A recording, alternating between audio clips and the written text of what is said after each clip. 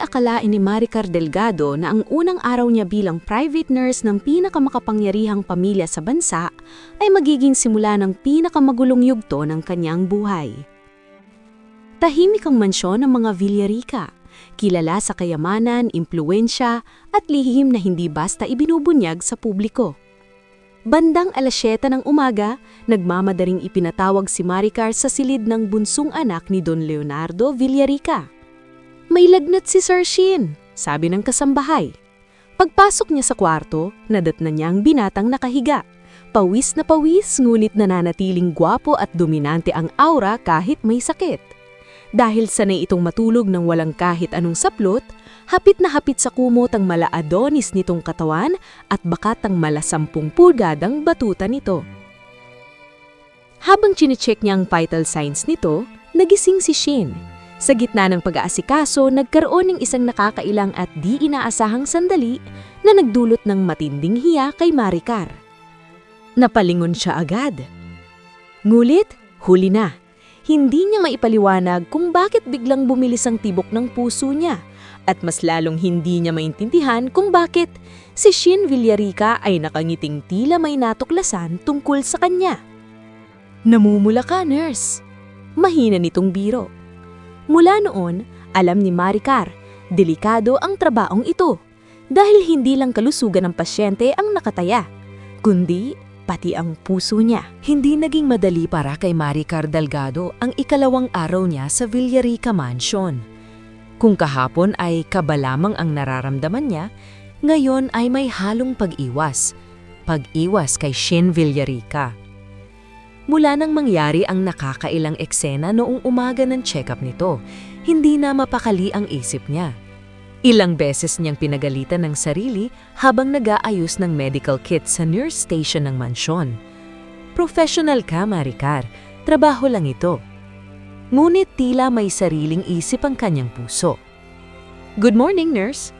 Napasinghap siya. Naroon si Shin, nakasandal sa pinto, naka-white shirt at gray jogging pants. Bahagyang basa pa ang buhok nito, halatang kakaligo lang.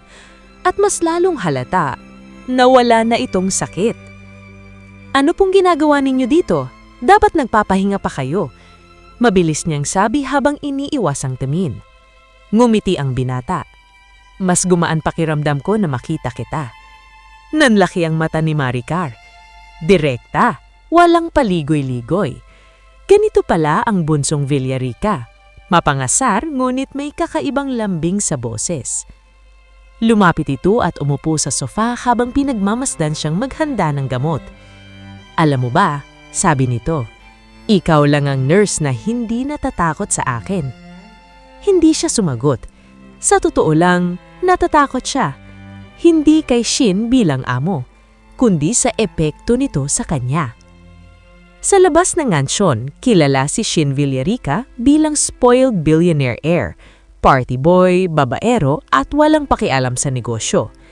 Ngunit habang chinecheck ni Maricar ang blood pressure nito, napansin niyang tahimik lamang ang binata. Malayo sa imahe nito sa balita. "Hindi ka ba napapagod?" tanong nito bigla. "Sa alin po? Sa pag-aalaga ng mga taong hindi naman sayo?" Natigilan siya. Hindi iyon tanong ng mayabang na bilyonaryo. Tanong iyon ng isang taong malungkot. "Trabaho ko po yun," mahinahon niyang sagot. Ngumiti si Shin ngunit may lungkot sa mga mata. Lahat dito binabayaran para manatili. Saglit silang nagkatitigan at sa unang pagkakataon nakita ni Maricar ang totoong Shin Villarica. Isang lalaking napapaligiran ng luho pero nag-iisa. Habang inaabot niya ang thermometer, biglang napahawak si Shin sa kanyang pulsuan. Nahuminto siya. Mainit ang palad nito. Bilis ng debok mo, nurse, bulong nito. Hindi niya alam kung dahil ba sa hiya o sa paraan ng pagtingin nito. "Sir Shin, kailangan ko pong tapusin ng check-up." "Shin lang." Mas lalong uminit ang kanyang pisngi. "Hindi tayo nasa ospital." Dahan-dahan binitiwan nito ang kamay niya, ngunit tila naiwan ng init sa balat niya. At kasabay nun ang isang pakiramdam na hindi niya dapat maramdaman. Sa labas ng mansyon, sinalubong siya ng head housekeeper. "Mag-ingat ka, Nurse Maricar." Napakunot ang noon niya. "Bakit po?" Tulad ng ibang babae, madaling mahulog kay Sir Shin. Napahigpit ang hawak niya sa medical folder. "Hindi po ako ganun." Ngunit habang naglalakad palayo, alam niyang nagsisinungaling siya. Dahil kahit 2 araw pa lamang, unti-unti nang nagiging espesyal sa kanya ang lalaking dapat ay pasyente lamang. Kinagabihan habang ina-update niya ang medical records ni Shin, may napansin siyang nakatagong file sa tablet nito. Confidential Medical Report. At nang mabasa niya ang diagnosis, nanlamig ang kanyang buong katawan. Isang sakit, isang kondisyon, at isang katotohanang maaaring magpabago sa kapalaran ng bunsong Villarica at sa damdaming nagsisimula pa lamang sa pagitan nila. Hindi nakatulog ng maayos si Maricar Delgado buong gabi. Paulit-ulit sa isip niya ang nakita sa medical file ni Shin Villarica. Isang diagnosis na hindi basta simpleng karamdaman. Isang lihim na malinaw na itinatago ng buong pamilya. At higit sa lahat, isang katotohanang nagbigay dahilan kung bakit tila may lungkot sa likod ng mga ngiti ng binata. Ngunit wala siyang karapatang manghimasok. Isa lamang siyang nurse. Trabaho lang. Iyon ang paulit-ulit niyang sinasabi sa sarili habang bumababa siya papunta sa Grand Dining Hall kinabukasan. Hindi niya alam. Ang araw na iyon ang magsisimula ng mas komplikadong mundo para sa kanya. Unang beses inimbitahan si Maricar na sumabay sa almusal ng pamilya Villarica. Napakalawak ng dining hall, mahahabang mesa, kristal na chandelier at mga taong halatang sanay sa kapangyarihan. Naroon si Don Leonardo Villarica. Matikas kahit may edad na, sa kanan nito ay ang panganay na anak na si Marquez Villarica. Seryoso at malamig ang aura. Sa kaliwa naman ay si Alessandra, ang nag-iisang babae sa magkakapatid. Elegante, gumit, mapanuri ang tingin at sa pinakadulo, nagaupo si Shin. Nang makita siya, agad itong ngumiti. Parang siya lang ang nakikita nito sa silid. "Good morning, nurse." Malambing nitong bati. Halos lahat ng ulo sa mesa ay napalingon sa kanya at doon nagsimula ang hindi komportabling pakiramdam. Umupo si Maricar sa bakanting upuan na itinuro ng kasambahay. Tahimik siyang kumakain nang maramdaman niya ang titig ni Marcus. "Mukhang malapit ka agad sa kapatid ko," malamig nitong sabi. Napahinto siya. "Ginagawa ko lang po ang trabaho ko." Bahagyang natawa si Alessandra. Ganyan din sinabi ng dating nurse. Nanikip ang dibdib ni Maricar. Hindi niya alam ang ibig sabihin noon, ngunit malinaw ang mensahe. Hindi siya tanggap. Biglang nagsalita si Shin. "Enough?" Tahimik ngunit may bigat ang boses nito. "Si Maricar ang nag-aalaga sa akin. Respeto lang." Nagulat ang lahat, pati si Maricar. Hindi niya inaasahang ipagtatanggol siya ng binata at mas lalong hindi niya inaasahang kikiligin siya. Habang inaabot niya ang baso ng juice, aksidenteng nagdikit ang kamay nila ni Shin. Saglit lamang, ngunit sapat para maramdaman niya ang kakaibang init. Tumingin ito sa kanya. Direkta, malalim, parang may gustong sabihin na hindi maaaring marinig ng iba. At sa sandaling iyon, napansin ni Don Leonardo ang esena. Hindi ito nagsalita, ngunit ang seryosong titig ng matanda ay tila babala. Pagkatapos ng almusal, hinabol siya ni Shin sa hallway. "Naiilang ka ba sa kanila?" "Hindi po, sanay naman ako." Ngumiti ito ng bahagya. "Sinungaling ka." Napatingin siya rito. Mas malapit ngayon ang mukha nito. Mas delikado. "Hindi sila sanay na may taong nag-aalaga sa akin ng walang kapalit." Napatigil siya. "Hindi ko po kailangan ng kapalit." Sandaling natahimik si Shin. Pagkatapos ay mahina nitong sinabi, "Yan ang kinakatakot ko." Habang papalayo si Maricar, muling bumalik sa isip niya ang nabasang medical report. Hindi na niya kinaya. Bumalik siya sa silid ni Shin. "Sir, Shin, kailangan po nating mag-usap." Napakunot ang noon nito. Inilabas ang tablet at nanginginig ang boses na sinabi, "Alam ko na po ang tungkol sa sakit ninyo." Nanaklaki ang mga mata ng binata. Saglit na katahimikan. Pagkatapos, unti-unting nawala ang ngiti nito. "Hindi mo dapat malaman yan." At sa unang pagkakataon, nakita ni Maricar ang takot ng isang bilyonaryong lalaking maaaring mawalan ng lahat kasama ang oras niya sa mundo. Tahimik ang silid ni Shane Villarica. Masyadong tahimik. Nakatayo si Maricar Delgado sa harap nito. Hawak pa rin ang tablet na naglalaman ng lihim na hindi niya sinasadyang matuklasan. Ramdam niya ang biglang pagbabago ng atmosfera. Hindi na iyon ang mapang-asar at palangiting Shin na nakilala niya. Ang nasa harap niya ngayon ay isang lalaking nahuli ang pinakamalaking kahinaan. Gaano karami ang gabasa mo? Malamig nitong tanong. Napalunok siya. Sapat po para malaman na delikado ang kondisyon ninyo. Napapikit si Shin at napailing. Hindi dapat alam ng kahit sino dito. Lalo na ikaw. Dahan-dahang inilapag ni Maricar ang tablet sa mesa. Sir. Shin, putol nito. Huminga siya ng malalim. Shin, nurse minyo ako. Responsibilidad kong malaman kung paano ko kayo aalagaan. Napatawa ito ng mahina ngunit walang saya. Aalagaan? Hindi na naayos to, Maricar. Nalamig siya. Lumapit siya at kinuha ang medical chart. Rare congenital heart condition, biglaang cardiac failure, stress-triggered episodes. Kaya pala bigla itong hinihingal. Kaya pala mahigpit ang pagbabantay ng pamilya. Kaya pala tila nagmamadali itong mabuhay. Alam mo bakit ako pasaway? Tanong ni Shin habang nakatingin sa bimpana. Hindi siya sumagot.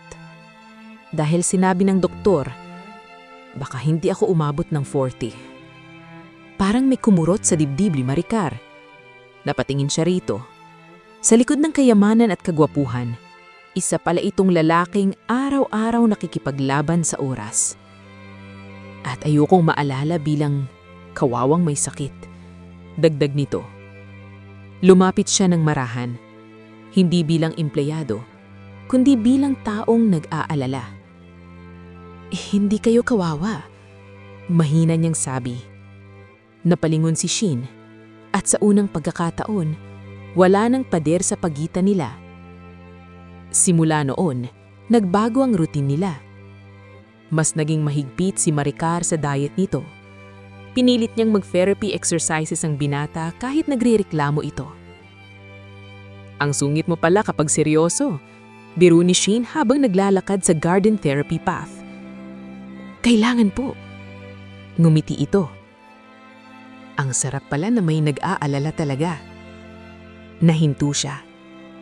Hindi niya napansin kung kailan naging natural ang pagtawa nila, kung kailan naging komportable ang katahimikan, kung kailan nagsimulang maging personal ang bawat tingin. Isang gabi, inatake ng matinding chest pain si Shin. Nagmadaling tumakbo si Maricar sa silid nito. Hinihingal ang binata. Agad niyang sinimula ng emergency protocol. Tingnan mo ko, Shin, huminga kayo ng dahan-dahan. Sa gitna ng sakit, hinawa nito ang kamay niya ng mahigpit. Huwag kang aalis. Nanginginig ang boses nito. Hindi utos. Pakiusap. At hindi niya alam kung bakit biglang sumikip ang dibdib niya. Nandito lang ako. Bulong niya. Unti-unting kumalma ang paghinga nito. Ngunit hindi pa rin ito binibitawan ng kamay niya. At hindi rin niya iyon inalis. Nang matulog si Shin, doon lang niya napansin. Nakaupo pa rin siya sa gilid ng kama. Magkahawak ang kamay nila. Dahan-dahan niyang tiningnan ang mukha ng binata. Mahinuhom, walang yabang, parang batang takot maiman. At doon niya napagtanto ang bagay na pilit niyang tinatakasan.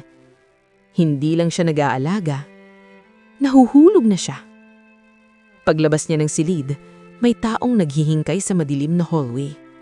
Si Don Leonardo Villarica. Matagal na pala siyang pinagmamasdasan. Mabait kang babae, Nurse Maricar. Pero tandaan mo, bahagya itong lumapit. Ang anak ko ay hindi dapat mahalin ng taong mawawasak kapag nawala siya. Nanigas si Maricar.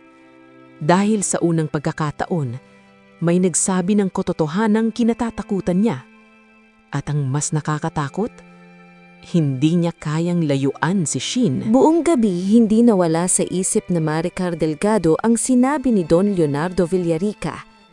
Ang anak ko ay hindi dapat mahalin. Paulit-ulit iyong umuukit sa kanyang dibdib habang naglalakad siya sa mahabang hallway ng mansyon kinabukasan. Bilang nurse, alam niyang tama ang matanda. Hindi dapat personal, hindi dapat emosyonal, hindi dapat umibig. Ngunit bakit sa bawat hakbang niya palayo sa silid ni Shin Villarica, pakiramdam niya ay may humihila pabalik. Simula ng gabing iyon, sinadya niyang maging formal. Maikli ang sagot, iwas titig, trabaho lang. Nang pumasok siya sa kwarto ni Shin para sa morning check-up, hindi siya tumingin dito. Blood pressure check lang po. Tahimik. Masyadong tahimik. May ginawa ba akong mali? Biglang tanong ni Shin. Napahinto siya. Wala po. Sinungaling. Napabuntong hininga ito habang nakaupo sa kama. Kahapon magkahawak pa tayo ng kamay, gayon parang stranger na ako. Uminit ang pisngi ni Maricar. Hindi niya alam kung paano ipapaliwanag ang takot niya. Takot masaktan, takot mawalan. Tumayo si Shin at lumapit. Masyadong malapit. May sinabi ba si Dad sa'yo? Nanlaki ang mata niya. Hindi siya sumagot, ngunit sapat na iyon, napangiti si Shin. Mapait. Ganon talaga siya. Bahagya nitong ibinaba ang boses. Lahat ng lumalapit sa akin, pinapaalis niya. Napatingin siya rito. Bakit? Saglit na katahimikan. Dahil ayaw niyang may magluksa kapag nawala ako.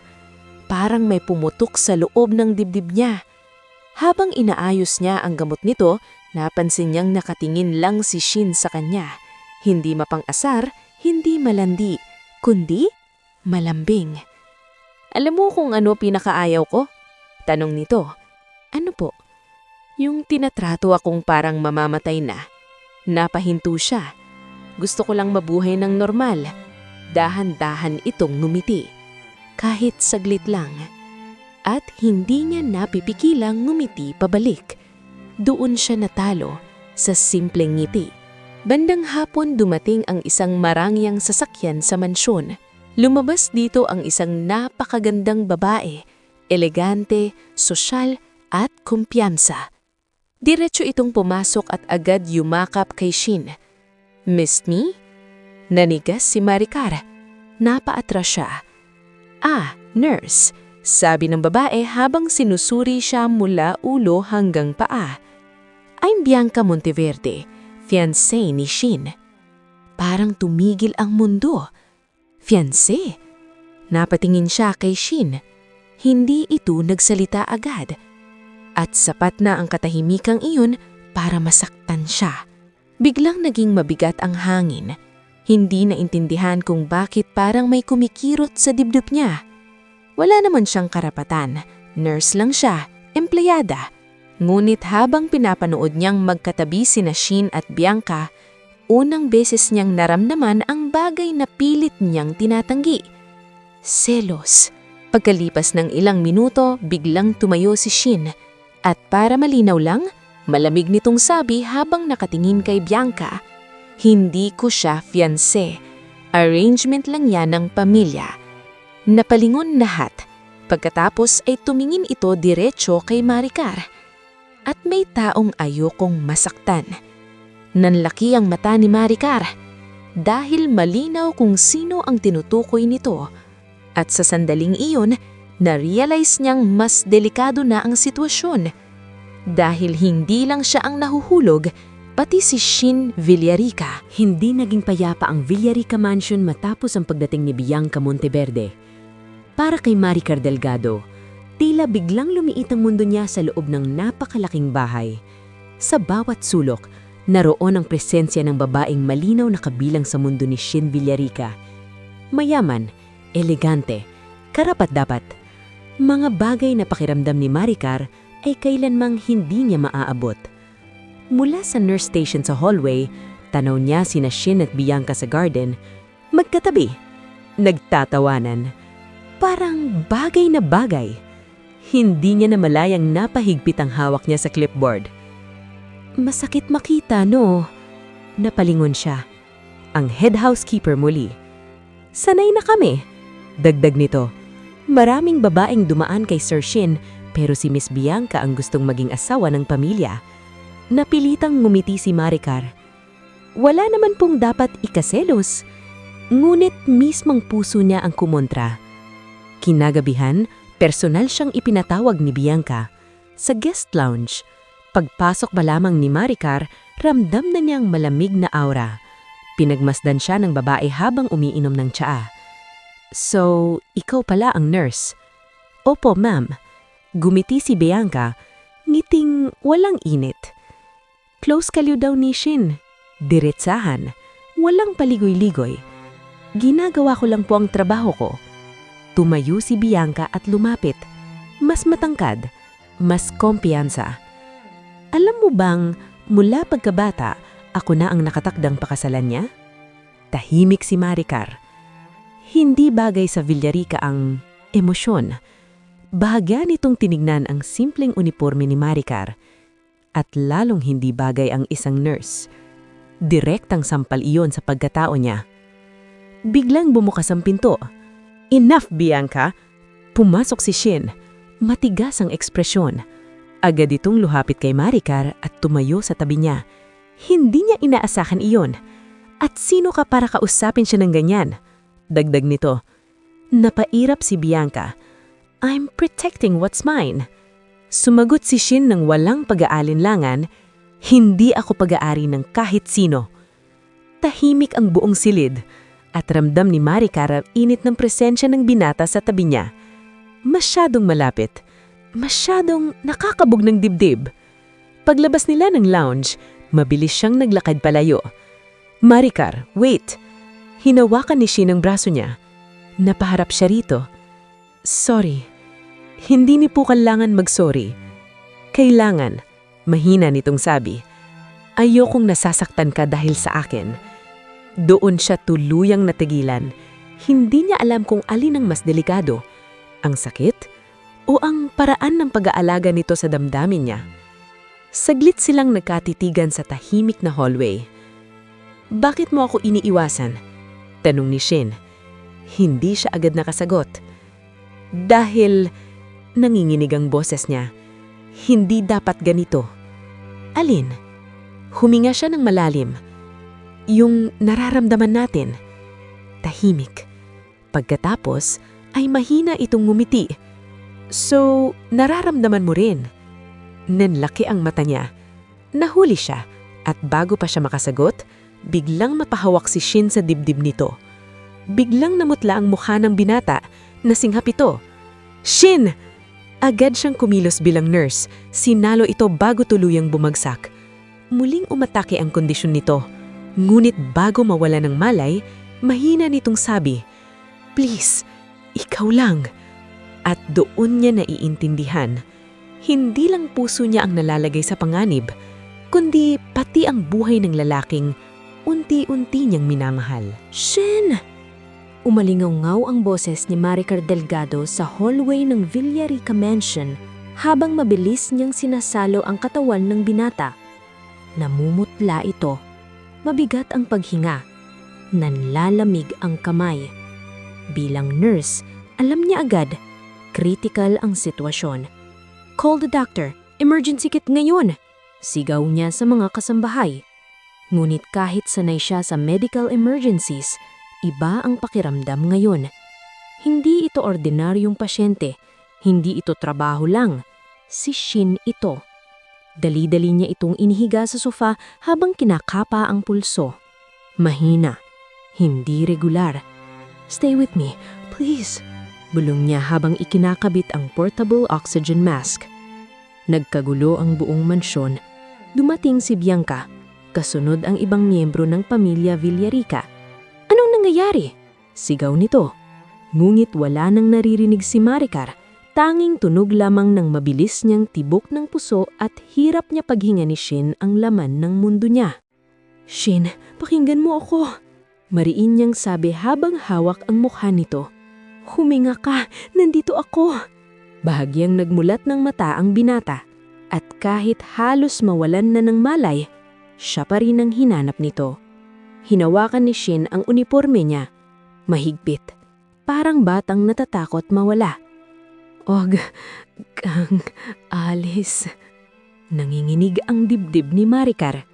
Hindi niya napigilang mapaluha habang patuloy ang emergency procedure. "Hindi ako aalis," nanginginig niyang sagot. "Hindi kita iiwan." Hindi na niya alam kung nurse pa ba ang nagsasalita o isang babaeng desperadong ayaw mawalan ng mahalaga sa kanya. Dumating ang personal cardiologist ng pamilya. Agad nilang inilipat si Shin sa silid nito para sa stabilization. Lumipas ang halos 30 minuto ng tensyon. 3 beses muntik bumagsak ang heart rhythm. 3 beses siyang kinabahan na baka iyon na ang huli. Sa labas ng kwarto, nanginginig na nakaupo si Maricar. May bahid pa ng luha ang pisngi. Lumabas ang doktor. Stable na raw, ngunit kailangan ng mahigpit na emotional control. "Stress triggers his attacks," seryosong sabi nito. At halos sabay-sabay na patingin ang pamilya kay Maricar, parang siya ang may kasalanan. Tumayo si Don Leonardo. Mula ngayon, malamig nitong utos, limitahan ang personal interaction kay Shin. Parang sinaksak ang dibdib niya. Alam niyang siya ang tinutukoy. Gabing-gabi na nang palihiming siyang bumalik sa silid ni Shin. Hindi niya napigilan. Tahimik itong natutulog. Nakakabit pa rin ang monitoring device. Mahina ngunit maayos na ang paghinga. Dahan-dahan siyang lumapit at bago niya namamalayang ginagawa, hinawakan niya ang kamay nito. Mainit na muli, buhay. Napapikit siya sa ginhawa. "Ang tanga mo," bulong niya. "Pinapahirapan mo ako." Biglang gumalaw ang kamay ni Shin. Nagmulat ito ng mata. "At least, ikaw ang nag-aalaga." Napasinghap siya. Gising pala ito. Mahina itong ngumiti. "Alam mo ba kung ano ang naaalala ko bago ako mawala ng malay?" Hindi siya nakasagot. "Ikaw." Tumigil ang mundo ni Maricar. At natakot ako kasi baka hindi na kita makita ulit. Unti-unting napuno ng emosyon ang pagitan nila. Walang yaman, walang status. 2 taong natatakot mawalan ng isa't isa. At bago pa niya mapigilan, pumatak ang luha niya. Dahan-dahan niyang pinunasan iyon. Nagbukas bigla ang pintuan. Napatayo si Maricar. Nakatayo roon si Bianca at si Don Leonardo. Parehong nakita ang esena. Magkahawak ang kamay nila. Tahimik, mabigat, at malinaw. Hindi na simpleng nurse at pasyente ang relasyon nila. At mula sa malamig na tingin ng patriarka, alam ni Maricar, may pararating na bagyo na sisira sa lahat. Nananatiling mabigat ang hangin sa loob ng silid ni Shin Villarica. Nakatayo sa may pintuan si Don Leonardo. Matalimang tingin kay Maricar Delgado, habang si Bianca naman ay nakapamewang, halatang nagwagi sa pagkakahuli sa kanila. Magkahawak pa rin ang kamay ni Maricar at Shin, at sa sandaling iyon, wala nang maitatago. Dahan-dahang binitiwan ni Maricar ang kamay ng binata at tumayo. "Pasensya na po, Don Leonardo," mahinahon niyang sabi. "Minomonitor ko lang po ang pasyente." Ngunit bago pa makapagsalita ang matanda, si Shin ang naunang kumilos. "She stays." Mahina pa ang boses nito ngunit puno ng otoridad. Nagulat ang lahat. "Hindi ito ospital," malamig na sagot ni Don Leonardo. "At hindi ka basta pasyente." Tumigas ang panga ni Shin. At hindi rin siya basta empleyado. Napatingin si Maricar sa kanya. Hindi niya inaasahan ang lantarang nitong pagtatanggol. Ngunit mas lalong nagdilim ang mukha ng ama nito. "Nakakalimutan mo ang lugar mo," babala ng matanda. Tahimik ang silid hanggang sa nagsalita si Bianca. "Leonardo, clearly attached na ang nurse mo." Ang salitang attached ay parang kutsilyong tumama sa dibdib ni Maricar. Doon niya na-realize. Tama sila. Lumampas na siya sa libitasyon. Pagkaalis ng dalawa, agad siyang umatras. "Kailangan ko pong lumayo." Napakunot ang noo ni Shin. "Anong ibig mong sabihin?" "Hindi na po tama to." Pinilit niyang maging matatag kahit nanginginig ang boses. "Trabaho ko kayo. Hanggang doon lang dakat." Tumawa ito ng mahina, ngiting may sakit. "So, iiwan mo ko dahil sinabi nila?" "Hindi," mabilis niyang sagot. Napahinto siya. Dahil muntik na niyang aminin ng totoo. Lumapit si Shin kahit mahina pa ang katawan. Then, sabihin mo sa akin ng totoo. Magkalapit sila ngayon. Sobrang lapit. Wala po. Look at me, Maricar. Napatingala siya. At doon tuluyang bumigay ang depensa niya.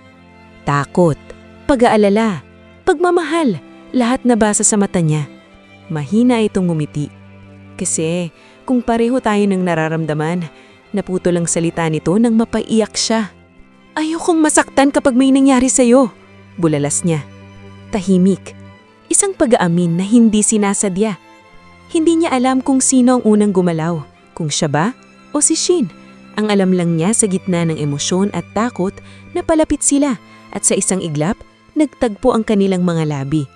Mahina, mainat, ngunit puno ng damdamin na matagal nang pinipigil. Parang tumigil ang oras. Walang Villarica, walang status, walang bawal. Dalawang pusong sabay na sumuko. Ngunit bigla siyang napaatras. Nanlaki ang mata niya sa ginawa nila. Hindi dapat, bulusong niya. Ngunit si Shin, nakangiti, hindi mapang-asar, kundi masaya. Too late. Bago pa sila makapagsalita muli, biglang tumunog ang intercom ng silid. Emergency call mula sa main office ng Villarica Group. Nagbago ang mukha ni Shin habang pinikikinggan ng balita. May malaking problema sa kumpanya at ayon sa board, kailangan niyang magpakasalagad kay Bianca Monteverde upang may salba ang negosyo ng pamilya. Nanlamig ang ninunong Maricar dahil sa isang iglap, ang halik na iyon ay maaaring maging simula o katapusan ng kanilang pag-ibig. Hindi pa nawawala ang init ng halik sa labi ni Maricar Delgado nang tuluyang bumigat ang realidad sa pagitan nila. Kasalan, arrangement, responsibilidad, mga salitang parang malamig na tubig na ibinuhos sa damdaming kakasilang pa lamang. Tahimik na ibinaba ni Shin Villarica ang telepono matapos ang tawag mula sa Board of Directors. Matigas ang ekspresyon nito. Galit. Napatingin siya kay Maricar at sa unang pagkakataon, wala siyang nakitang biro sa mga mata ng binata. Kailangan daw akong magpakasal kay Bianca. Malamig nitong sabi. Hindi iyon tanong. Katotohanan iyon. Hindi agad nakasagot si Maricar. Pakilamdam niya ay unti-unting lumiliit ang silid. Para sa kumpanya, dagdag ni Shin. Para sa pangalan ng Villarica. Napayuko siya. Alam niya na mula pa lang sa simula, hindi siya kabilang sa mundong iyon. At gagawin ninyo po? Mahina niyang tanong. Saglit na natahimik si Shin. Pagkatapos ay lumapit ito. Kung ikaw ang nasa lugar ko, pipiliin mo ba ang milyong-milyong empleyadong umaasa sa pamilya mo? Wala siyang naisagot. Dahil alam niyang tama ito. Kinahapunan, ipinatawag siya ni Don Leonardo Villarica sa pribadong opisina nito. Mabigat ang bawat hakbang niya papasok. Nakatayo ang matanda sa harap ng malawak na bintana. Hindi man lang siyang nilingon agad. Magaling kang nurse, panimula nito. Tahimik siyang nakinig. Nailikis mo ang anak ko. Bahagyang yumuko si Maricar. Ginagawa ko lang po ang tungkulin ko. Doon siya nilingon ng matanda at malamig ang mga mata nito. Pero lumampas ka na. Nanikip ang dubdib niya. Alam mo ba kung bakit mahigpit ako kay Shin? Hindi siya sumagot. Dahil mamamatay ang anak ko nang mas maaga kaysa sa dapat. Parang tumigil ang mundo. Kahit alam na niya ang sakit nito, iba pa ring marinig mula sa ama. At ayokong may babaeng mawawasak kapag dumating ang araw na iyon. Diretso itong lumapit. Kaya lalayo ka. Hindi pakiusap. Utos iyon. Inilapag ng matanda ang isang sobre sa mesa. Bank documents. Halos manginig ang kamay niya.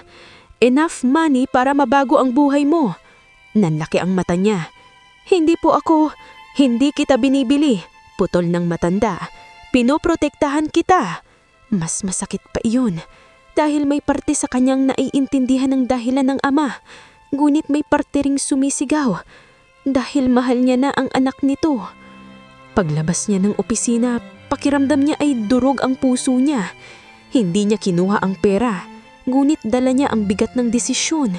Sa dulo ng hallway, naroon si Shin. Matagal na pala siyang naghihintay. Anong sinabi niya? Hindi agad siya sumagot. Tumingin siya rito, sa lalaking dahilan ng lahat ng gulo sa puso niya. At doon siya nagsinungaling. Pinapaalala lang po niya ang trabaho ko. Nanlabo ang mata ni Shin. Parang may naramdaman itong mali. Nang gabing iyon, habang nag-iimpake si Maricar sa kanyang silid, may kumatok. Pagbukas niya ng pinto, si Shin iyon, hawak ang isang maliit na kahon.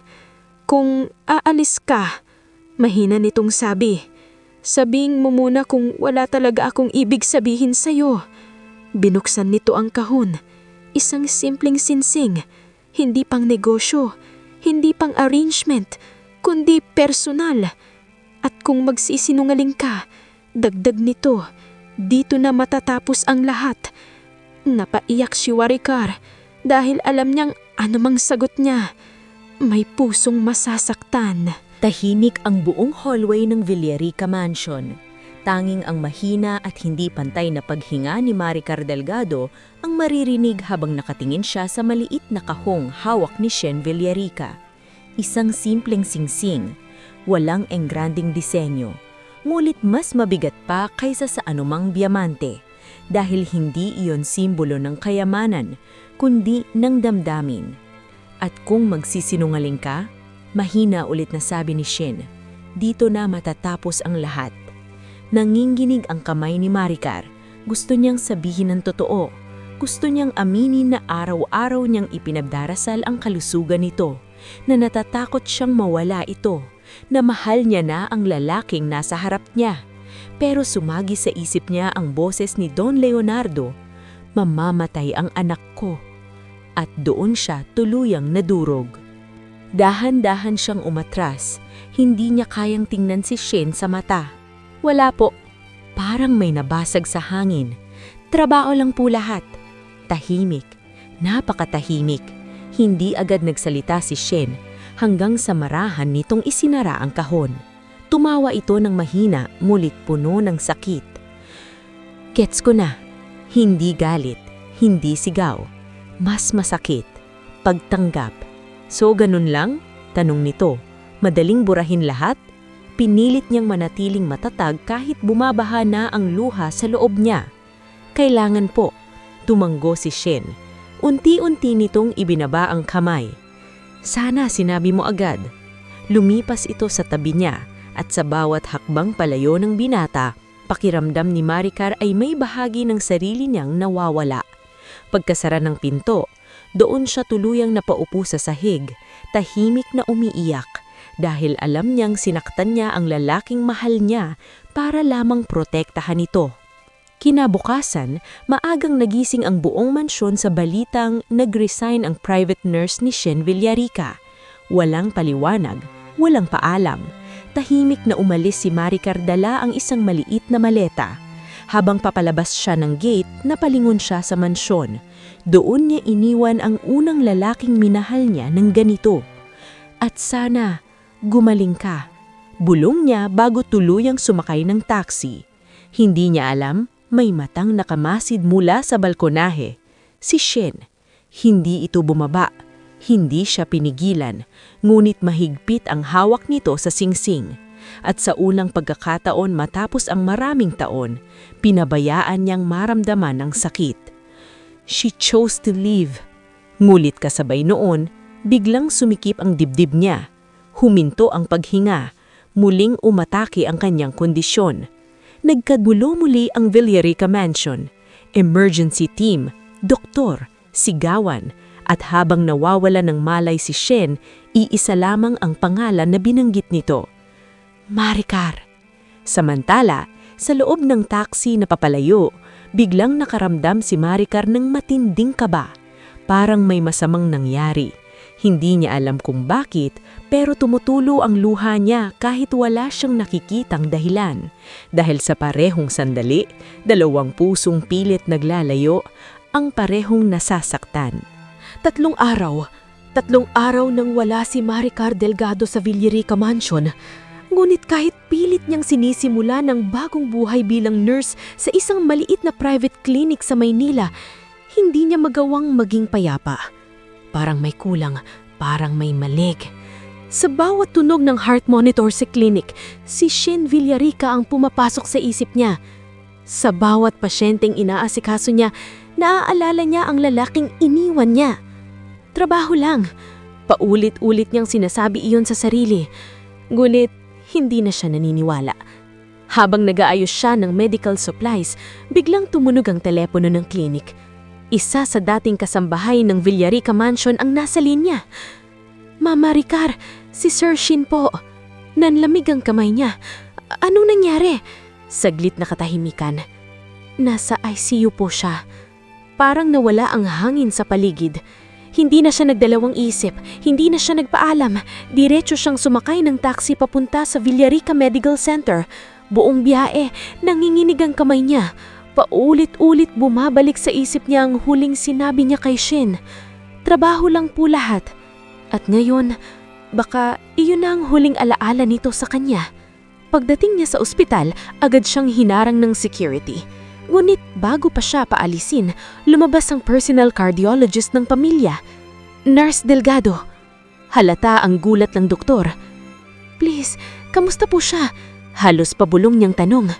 Napabuntong hininga ang doktor. Severe cardiac episode. Nanlabo ang paningin niya, triggered by extreme emotional stress. Parang sinuntok ang dibdib niya. Alam niya ang ibig sabihin noon. Alam niya kung sino ang dahilan. Siya.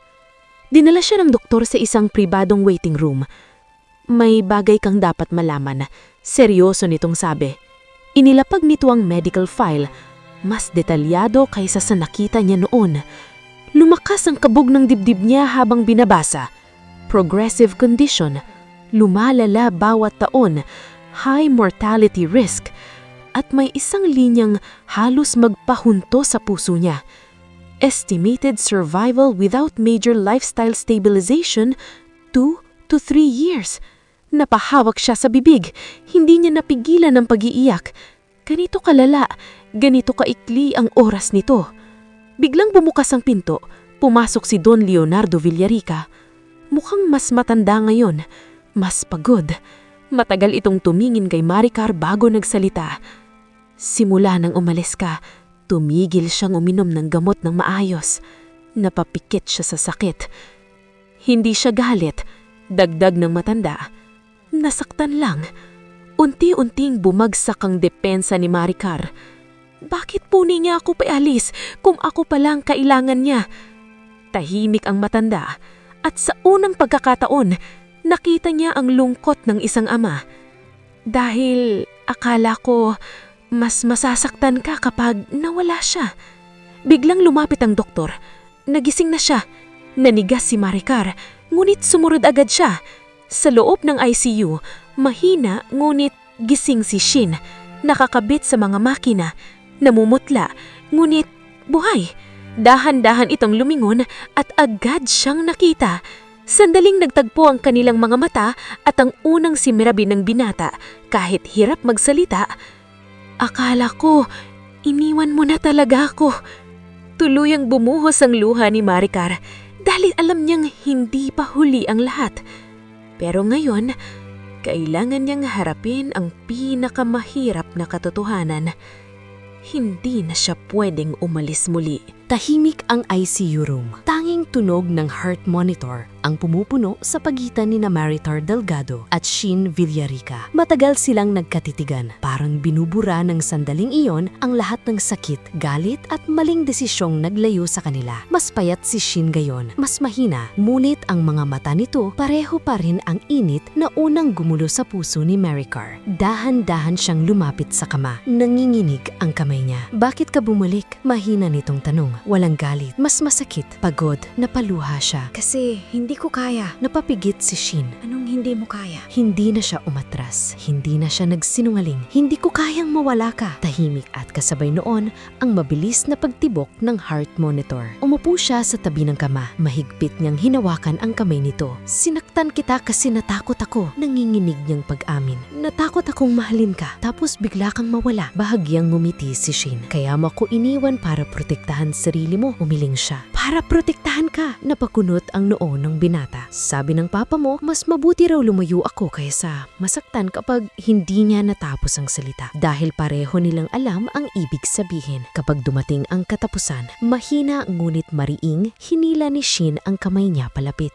Listen to me, napatingin siya rito. Mas masakit mabuhay ng walang taong mahal mo kaysa mamatay na may minahal. Tuluyang bumuhos ang luha ni Maricar. Hindi na niya napigilan. I love you. Halos pabulong ang pag-angin, ngunit malinaw, totoo at sapat para mapaluha rin ang binata. Matagal itong tumitig sa kanya bago ngumiti. Finally, I love you too, nurse. Biro nitong mahina. Napatawa siya sa gitna ng pag-iyak. Dahan-dahan siyang yumuko at idinikit ang noo niya sa kamay nito. Sa unang pagkakataon, wala nang bawal. Wala nang pagtatago. Hindi nurse at pasyente, hindi mayaman at mahirap, kundi dalawang taong piniling magmahal kahit limitado ang oras. Hindi na ako aalis, sabi niya. Seryoso? Tumanggo siya. Kahit gaano kahirap, kahit anong mangyari, mahina nitong pinisil ang kamay niya. Then live with me. Hindi proposal, hindi utos, kundi pakiusap ng lalaking gustong mabuhay. Biglang bumukas ang pinto ng ICU. Pumasok si Bianca Monteverde. Kasunod ang ilang miyembro ng Villarica Board. Matigas ang mukha nito. Perfect timing, malamig niyang sabi. Inilapag niya ang isang dokumento sa mesa, marriage contract, at diretsong tumingin kay Maricar. Habang si Shin naman, unti-bunting nagbago ang ekspresyon. Dahil ngayon, kailangan niyang pumili, pag-ibig o ang pamilyang bumuo sa kanya. Nanatiling nakabukas ang pinto ng ICU habang mabigat na katahimikan ang bumalot sa silid. Nasa mesa ang marriage contract. Isang dokumentong kayang sirain ng bagong pag-asang kakasilang lamang sa pagitan ni Maricar Delgado at Shin Villarica. Diretsong nakatingin si Bianca Monteverde kay Maricar. Tila nanalo na bago pa magsimula ang laban. Business decision ito, malamig niyang sabi, hindi emosyon. Napahigpit ang hawak ni Maricar sa kamay ni Shin, ngunit hindi siya nagsalita dahil alam niyang wala siyang lugar sa mundong iyon. Lumapit ang isa sa board members. Mr. Villarica, bumabagsak ang stroke simula nang kumalat ang balitang may sakit kayo. Nanigas si Maricar. Ibig sabihin, alam na ng publiko. At ang merger sa Monteverde Group lang ang makakapagligtas sa kumpanya. Marriage alliance. Hindi kasal, kasunduan. Napapikit si Shin. Pagod na pagod ang mukha nito. Parang sa isang iglap, bumangik lahat ng responsibilidad na pilit niyang tinatakasan. Lumapit si Bianca sa kama. Shin, this was always the plan. Mahina ngunit matalim ang tono. Hindi lang ikaw ang nakataya dito. Libu-libong empleyado ang mawawalan ng trabaho. Napayuko si Maricar. Masakit man, naiintindihan niya. Ito ang mundong hindi niya kayang labanan. Biglang nagsalita si Shin. Lumabas muna kayo. Nagkatinginan ng board, ngunit sumunod. Naiwan silang tatlo. Si Bianca, si Maricar at siya. Tahimik hanggang sa diretsyong nagsalita si Shin. Ayokong pakasalan si Bianca. Nanlaki ang mata ng dalawa. What? Galit na sabi ni Bianca. Tumingin si Shin kay Maricar at walang pag-aalinlangan nito sinabi, mahal ko siya. Parang tumigil ang mundo. Kinabukasan, sumabog ang balita. Villarica Hair refuses business marriage for private nurse. Lahat ng news outlet iyon ang laman. May mga litrato nila ni Maricar sa ospital. Social media backlash. Iskandalo. Tinawag siyang gold digger, home wrecker, manipulator. Hindi na siya makalabas ng ospital nang hindi hunuhusgahan. At doon niya naranasan ng tunay na bigat ng pagmamahal sa isang Villarica. Gabing iyon, tahimik siyang nakaupo sa hospital chapel. Luhanan, pagod. Doon niya naisip, baka tama si Don Leonardo.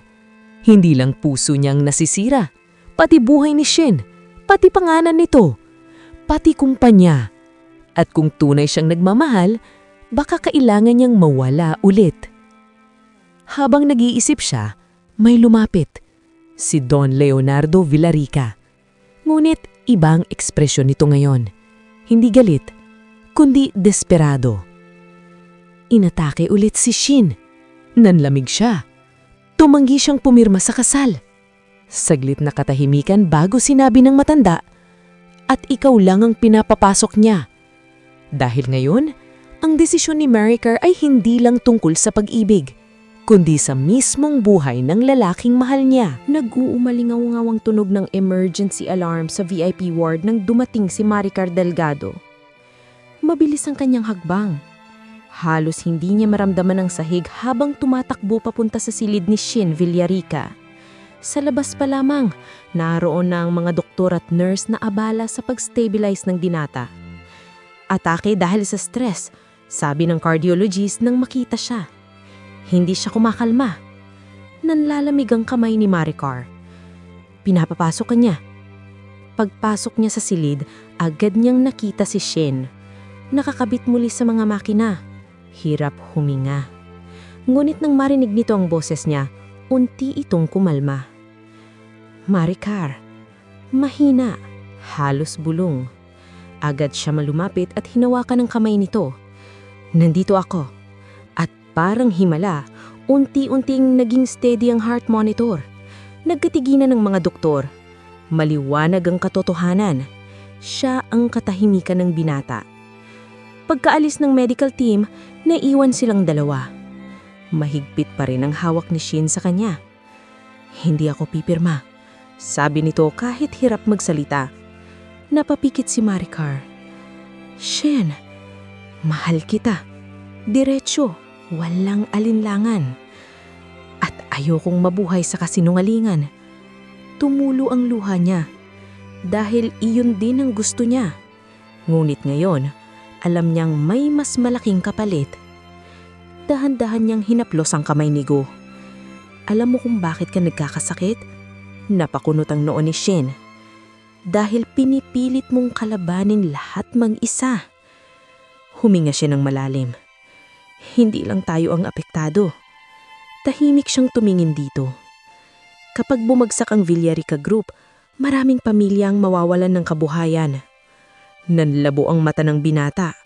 Unti-unti nitong naiintindihan ng sinasabi niya. Pakakasalan mo si Bianca. Parang tumigil ang mundo. What? Nanginginig ang boses ni Shin. Umiling siya kahit wasak ang puso. Hindi dahil hindi kita mahal. Napaluha siya. Kundi dahil mahal kita. Tahimik ang silid maliban sa tunog ng monitor. Gusto kong mabuhay ka, kahit hindi ako ang kasama mo. Napatawa si Shin, tawang puno ng sakit. So, eto na naman. Hindi ako umaalis. Umiiyak niyang sabi. Nandito lang ako, kahit sa malayo. Ngunit alam nilang pareho, iyon ang mas masakit kaysa tuluyang paglayo. Biglang bumukas ang pinto. Naroon si Don Leonardo Villarica. Matagal nitong pinakinggan ng lahat.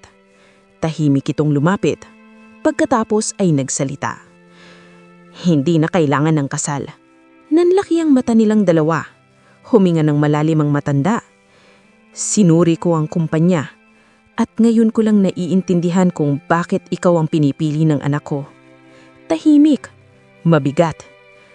At kung ang babaeng ito ang dahilan kung bakit gusto mong mabuhay, tumingin ito kay Shin. Siyang piliin mo. Nanlabo ang paningin ni Maricar dahil sa unang pagkakataon, pinayagan silang magmahal. Ngunit hindi pa nila alam, may mas malaking pagsubok pang darating. Hindi inaasahan ng buong bansa ang sumunod na balita kinabukasan. Villarica Hair rejects corporate merger. Bumagsak ang stock market. Nagkagulo ang investors. At sa loob lamang ng ilang oras, nayanig ang imperyong itinayo ng pamilya Villarica sa loob ng maraming dekada. Sa gitna ng lahat ng iyon, tahimik lamang na magkatabi sina Shin Villarica at Maricar Delgado sa hospital room. Magkahawak ang kamay, parang handang harapin ang kahit anong kapalit. Nakatayo sa harap nila si Don Leonardo Villarica. Pagod ang mukha, ngunit matatag. Once na umatras tayo sa merger, sabi nito, mawawala ang kalahati ng kumpanya. Nanikip ang dibdib ni Maricar. Alam niyang siya ang dahilan. Ngunit bago pa siya magsalita, hinigpitan ni Shen ang hawak niya. Ako ang may desisyon, sabi ng binata. Tahimik ang ama nito. Pagkatapos ay tumanggo. Kung ganon, magsisimula kang muli. Sa loob ng 1 linggo, tinanggal si Shen bilang acting executive. Kinuha ng board ang karamihan ng shares na wala ang access niya sa Villarica Fortune. Lumipat ang management sa ibang investors. Mula sa pagiging bilyonaryo, naging ordinaryong tao si Shen Villarica. At sa unang pagkakataon sa buhay niya, wala siyang kapangyarihan. Isang tahimik na umaga, dala ang 2 maleta, sabay na lumabas sina Shen at Maricar sa Villarica Mansion. Walang media, walang engranding paalam, tanging ang mahinang hangin at alaala ng nakaraan. Napalingon si Maricar sa napakalaking bahay. Sigurado ka ba? Tanong niya. Ngumiti si Shen. Mas payapa ngayon ang mukha nito. Ngayon lang ako nakasigurado. Hinawakan nito ang kamay niya. Pinili kita. Lumipat sila sa isang maliit na apartment sa lungsod. Walang kasambahay, walang chauffeur, walang luho. Si Shen mismo ang nagluluto, kahit palpak minsan. Si Maricar naman ang nag-aayos ng bahay matapos ang duty sa clinic. Simple, tahimik, totoo.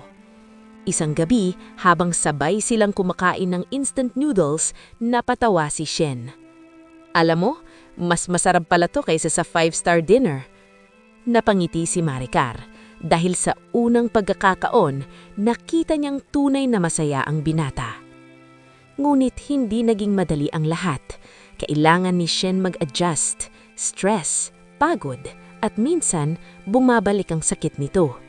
Tuwing napapagod ito, si Maricar ang unang nag-aalala. Pinapaalalahanan siya sa gamot, pinapagalitan kapag nagpupuyat. At bawat araw, mas lalo silang nagiging magkasangga.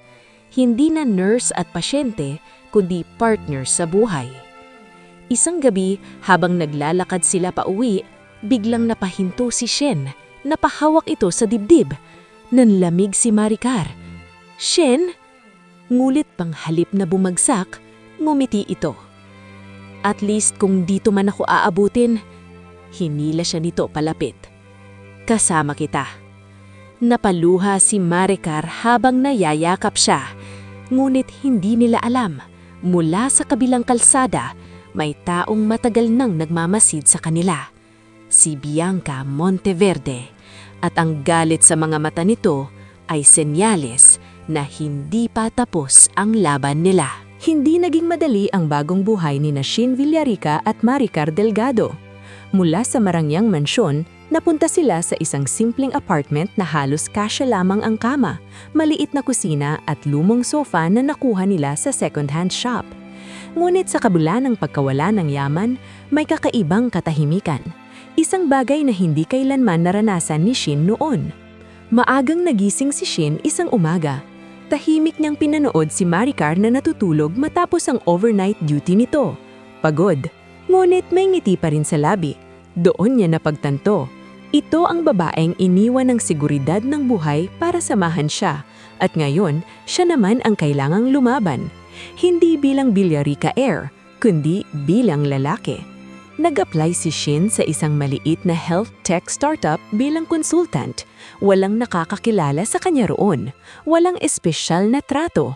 Sa unang araw, siya mismo ang nagdala ng sariling kape.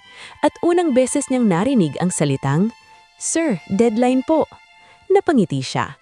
Normal, totoo, ngunit hindi madali. Madalas mapagod ang katawan niya. May mga araw na hinihingal siya matapos ang mahabang meeting. At bawat gabing umuuwi siya, naghihintay si Maricar na may dalang gamot at sermon. "Hindi ka superhero," reklamo ni Maricar habang sinusukat ang blood pressure niya. "Alam ko, pero kung magtatrabaho ka parang wala kang sakit, babalik tayo sa ospital." Napangiti si Shen. "Ang sungit talaga ng girlfriend ko." Namula siya. "Pasensya na kung nag-aalala ko." Bigla siyang hinila nito palapit. At pasensya na kung gusto kong mabuhay para sa'yo. Saglit silang natahimik at sa simpleng yakap na iyon, nawala ang lahat ng pagod. Lumipas ang mga buwan dahil sa talino at karanasan ni Shin, mabilis na lumago ang startup. Nakilala ito bilang strategic genius kahit hindi alam ng iba ang tunay niyang identidad. Mas naging maingat siya sa kalusugan, exercise, gamot, healthy routine, at higit sa lahat, emosyonal na kapayapaan. Napansin mismo ng doktor ang pagbabago. Stabilizing ang kondisyon mo, sabi nito. Nanlaki ang mata ni Maricar. Posible pala, hindi himala, kundi tamang buhay. Isang gabi sa rooftop ng apartment, pinagmamasdan nila ang lungsod. Mahinang hangin, tahimik na gabi. Dati akala ko pera ang lakas, sabi ni Shin. Napatingin si Maricar. Ano na ngayon? Ngumiti ito at hinawakan ng kamay niya. Ikaw. Napaluha siya sa simpleng sagot. Habang masaya silang nag-uusap, biglang tumunog ang telepono ni Shin. Unknown number. Pagkasagot niya, nanahimik ang mukha nito. Dahan-dahan siyang napatayo. Ano pong ibig niyang sabihin? Kinabahan si Maricar. Pagkababa ng tawag, seryoso ito tumingin sa kanya. Na-stroke si Dad. Namlamig ang paligid. Dahil matapos talikuran ng Villarica Empire, kailangan nilang bumalik at harapin muli ang mundong iniwan nila. Muling bumukas ang malaking gate ng Villarica Mansion. Ngunit iba na ang pakiramdam. Hindi na bilang tagapagmana ang pagdating ni Shin Villarica at hindi na bilang empleyada ang pagpasok ni Maricar Delgado, kundi bilang dalawang taong dumaan sa pagkawala at natutong mabuhay ng walang kayamanan. Tahimik ang biyahe nila papasok, mahigpit ang hawak ni Shin sa kamay ni Maricar. Parang ayaw na niya itong pakawalan muli. Sa laod ng mansion, ramdam agad ang tensyon. Nagkalat ang staff, abala ang mga doktor. Pagpasok nila sa master bedroom, nadatnan nila si Don Leonardo Villarica na nakahiga, mahina, nakakabit sa life support monitoring, malayo sa matagag na lalaking kinatatakutan ng lahat. Nanikip ang dibdib ni Shin. Dad, dahan-dahan siyang lumapit. Sa unang pagkakataon, nakita ni Maricar ang takot sa mukha ng lalaking palaging matapang. Nagmulat ng mata ang matanda, mahina, ngunit malinaw na nakilala ang anak. Bumalik ka. Tumanggo si Shin at hinawakan ang kamay nito. Nandito na ako. Saglit na napatingin si Don Leonardo kay Maricar. Wala na ang dating lamig sa mata nito, kundi pasasalamat. Alam kong babalik ka kapag siya ang kasama mo. Napaluha si Maricar. Ipinaliwanag ng doktor ang kondisyon, minor stroke, stress at pagod sa pamamahala ng naluluging kumpanya. Simula nang umalis si Shin, nahirapan ng Villarica Group. Maraming maling desisyon, maraming umalis na investors. At ngayon, nasa bingit ng tuluyang pagbagsak ang imperyo. Tahimik si Shin habang nakikinig, hindi na galit, hindi na mayabang, kundi anak na nag-aalala. Nang maiwan silang dalawa, mahina nagsalita ang matanda. Kailangan ka ng kumpanya. Napayuko si Shin. Akala niya babalik ang parehong kondisyon, pea kapalit ng ibig, ngunit nagulat siya sa sumunod na sinabi. Hindi ko na ipaglalaban ng kasal. Napatingin siya agad. Huminga ng mabigat si Don Leonardo. Mali ako. Tahimik ang silid. Akala ko, kayamanan ng magliligtas sa'yo. Saglit nitong tinignan si Maricar. Pero siya pala. Lumapit si Maricar sa kama. Gagaling po kayo. Mahinahon niyang sabi habang chine-check ang vital signs nito. Ngumiti ng mahina ang matanda.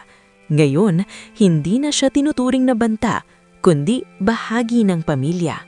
Kinagabihan habang naglalakad sina Shin at Maricar sa garden ng mansion, biglang may sumalubong sa kanila, si Bianca Monteverde. Ngunit wala na ang dating kumpiyansa nito, seryoso ang mukha. Kailangan nating mag-usap, sabi nito. Nanlaki ang mata ni Shin dahil sa kamay ni Bianca may hawak itong medical envelope. At tungkol ito sa sakit mo. Nanlamig ang pakaugulian ni Maricar dahil mukhang may lihim pang hindi nila alam. Tahimik ang garden ng Villarica Mansion. Tanging tunog ng hangin at mahinang paggalaw ng mga dahon ang naririnig habang nakatayo sina Shin Villarica, Maricar Delgado at Bianca Monteverde sa ilalim ng ilaw ng gazebo. Mahigpit ang hawak ni Maricar sa kamay ni Shin. Ramdam niyang may mabigat na mangyayari. Hindi basta pag-uusap ang dahilan ng pagpunta ni Bianca. Iba ang aura ni Bianca ngayon. Wala ang dating yabang, wala ang selos. Pagod ang mga mata nito, parang matagal nang may dinadalang lihim. Inisip kong hindi ko sasabihin. Mahina nitong panimulat. Napakunot ang noo ni Shin. Sabihin ng ano? Iniabot nito ang medical envelope.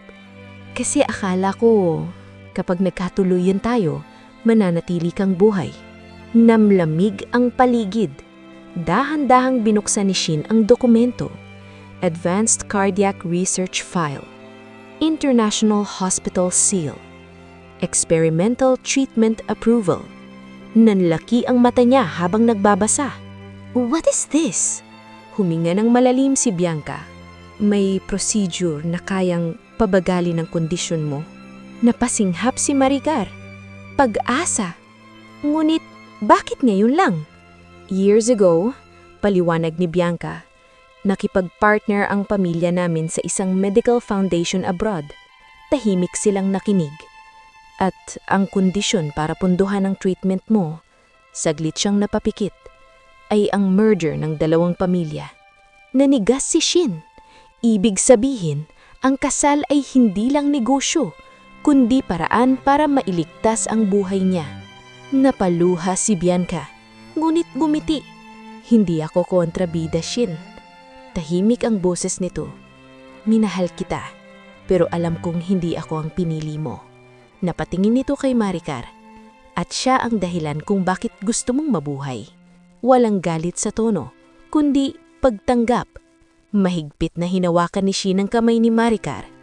So, kung wala ang merger, tumanggo si Bianca. Mawawala ang funding. Tahimik. Isang desisyon na muling hahatiin sa kanila.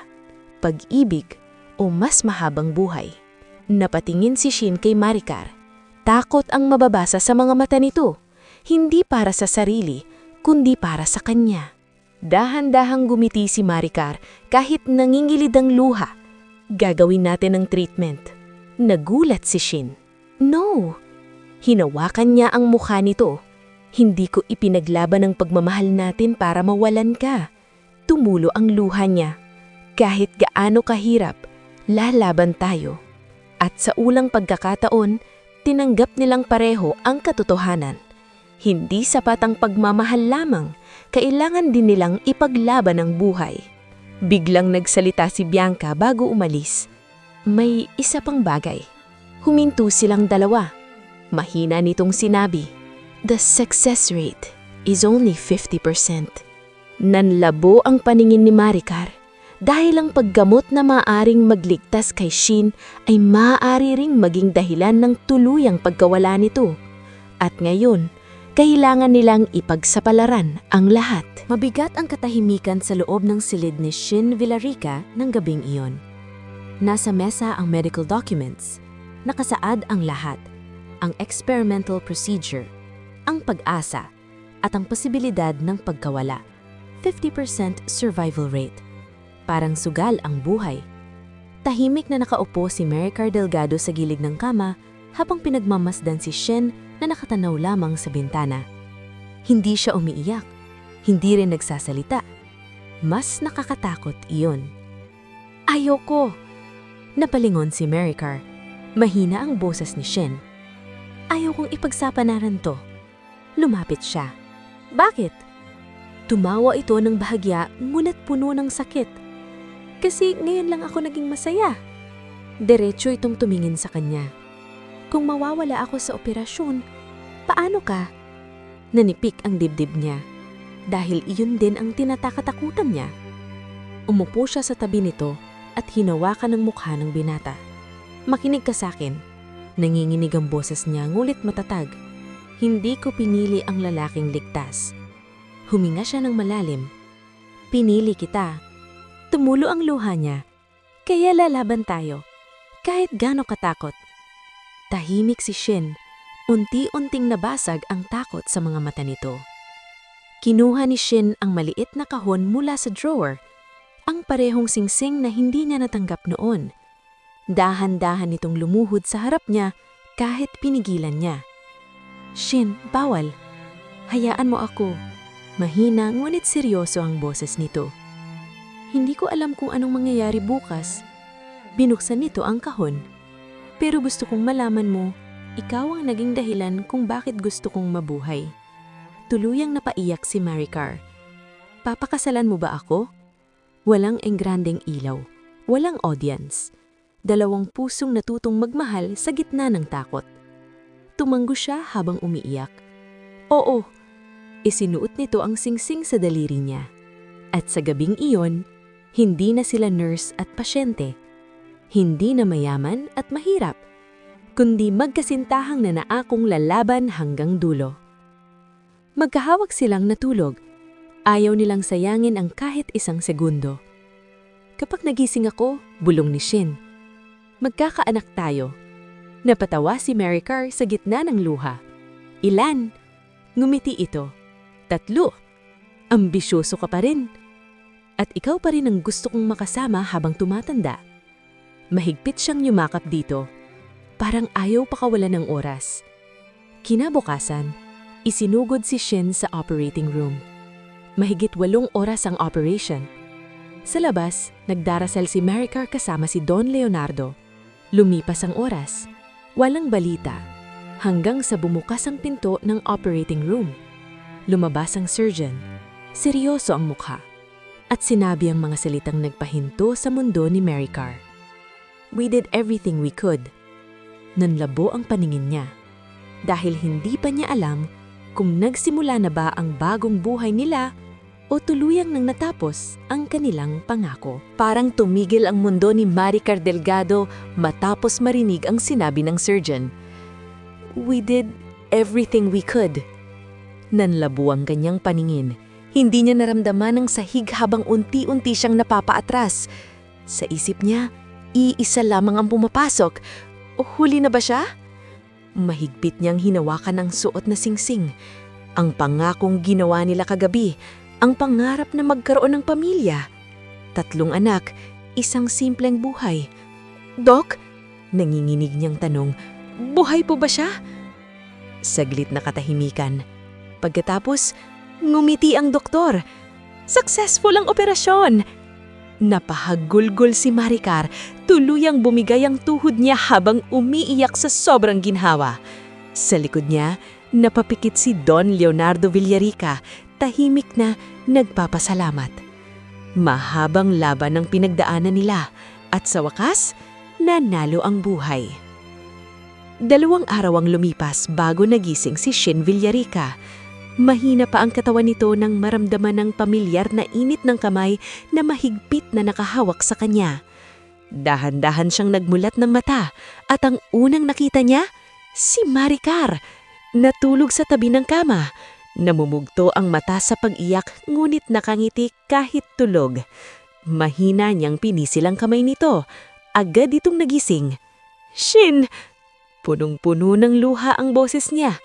Ngumiti ang binata. Akala ko, panaginip ka lang. Hindi na napigilan ni Maricar ang sarili. Mahigpit niya itong niyakap kahit pinipigilan ng nurse. Buhay! Mainit! Kasama niya pa rin. Lumipas ang mga buwan. Unti-unting gumaling si Shin. Mas malakas, mas maingat sa buhay. Hindi na bumalik sa dating marangyang pamumuhay. Sa halip, pinili niyang pamahalaan ng Villarica Group ng mas simple, nakatuon sa healthcare foundations at medical research. Isang pangakong bunga ng sarili niyang pinagdaanan. At sa tabi niya, palaging naroon si Maricar, hindi bilang nurse, kundi bilang asawa. 3 taon ang lumipas, sa hardin ng Villarica Mansion, naririnig ang tawanan ng mga bata. 3 munting nilalangang nagtatakbuhan sa damuhan. Daddy! Sigaw ng panganay, sinundan ng kambal na bunso. Napangiti si Shin habang binubuhat ang isa sa mga anak nila. Sa veranda naman, pinagmamasdan sila ni Maricar, hawak ang tasa ng tsaa. Masaya ang mga mata. Lumapit si Shin at niyakap siya mula sa likod. Tama ako, bulong nito. Napangiti siya. Sa alin? 3. Natawa siya habang pinapanood ang kanilang mga anak. Minsan akala nila oras ang kalaban, kayamanan ang solusyon, takot ang hadlang. Ngunit natutunan nilang dalawa, ang tunay na lakas ay hindi nasa pera o kapangyarihan, kundi sa taong pinipili mong mahalin araw-araw. Kahit may panganib, kahit may sakit, kahit walang kasiguraduhan. Wakas. Si Maricar Delgado, ang simpleng private nurse, ay naging dahilan kung bakit nabuhay ang isang bilyonaryong lalaki. At si Shin Villarica, natutong ang pinakamahalagang yaman sa mundo ay ang pamilyang pinaglabanan ng puso.